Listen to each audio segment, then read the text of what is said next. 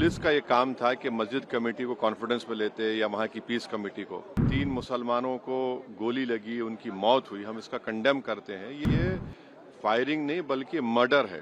जब से बाबरी मस्जिद राम मंदिर का जजमेंट आया, जिस बात को मैं पर्टिकुलरली कह रहा हूँ कि उस जजमेंट के बाद ये सब चीजें खुलेंगी और एक के बाद एक खुल रही हैं, ये सरासर गलत है। जुल्म हो रहा है वहां पर, तो संभल में वहां पर कोर्ट की तरफ से बगैर मस्जिद के जिम्मेदारों को कमेटी को सुने उन्होंने एक एक्स पार्टी ऑर्डर पास कर दिया, वो गलत है। दूसरा यह है कि एक बार तो आपने गलत ऑर्डर दिया, सर्वे हो गया। दूसरा सर्वे जब किया आपने किसी को इत्तला नहीं दी।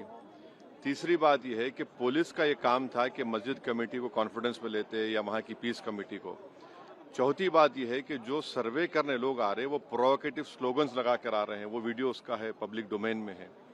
और उसके बाद जो वहाँ पर वायलेंस हुआ, जिसमें 3 मुसलमानों को गोली लगी, उनकी मौत हुई, हम इसका कंडेम करते हैं। ये फायरिंग नहीं बल्कि मर्डर है।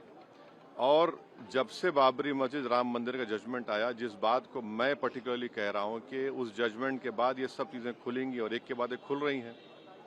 एएसआई प्रोटेक्टेड मॉन्यूमेंट सब बातें कर रहे हैं, क्या एएसआई के कानून में नहीं है कि आप उसका रिलीजियस नेचर चेंज नहीं, कैरेक्टर चेंज नहीं कर सकते? किस बुनियाद पे कर रहे हैं ये? और आप किस बुनियाद पर अपने फेथ को दूसरों पे थोपेंगे? भाई, कानून कोई चीज है ही नहीं है।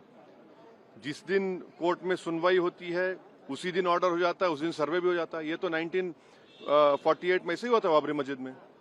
तो ये जो फायरिंग हुई है, ये फायरिंग नहीं है, मर्डर है।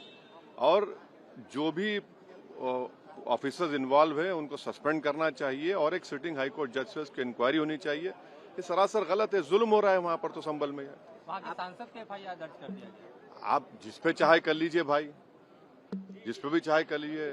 जज आप, जूरी आप, सब आप, तो बचेगा क्या फिर? अब सर, जेपीसी में आप लोगों ने समय मांगा है, क्या कहेंगे? जी, जैसा अभी आपने हमारे डेलीगेशन तरफ से बोला गया है, मैं उसको रिपीट करना नहीं चाहता। मगर स्पीकर साहब ने बड़ी इत्मीनान से हमारी पूरी जितने मेंबर्स 11 नॉन बीजेपी एमपीज गए थे उनकी बात को सुना। वो बोले कि इसके ऊपर कंसिडर करेंगे और हमको उम्मीद है कि ऑनरेबल स्पीकर साहब इसका टेन्योर बढ़ाएंगे, क्योंकि आप देखिए बंगाल नहीं गई कमेटी, बिहार हम लोग नहीं गए, उत्तर प्रदेश में शिया वक्फ की प्रॉपर्टीज को हमने नहीं देखा। तो ऐसे कई, दिल्ली के मंत्री को बुलाना है, ऐसे कई स्टेट्स है जहां पर कमेटी को जाना चाहिए। वो स्टेक होल्डर्स हैं, उनकी बात को सुनना बहुत जरूरी है।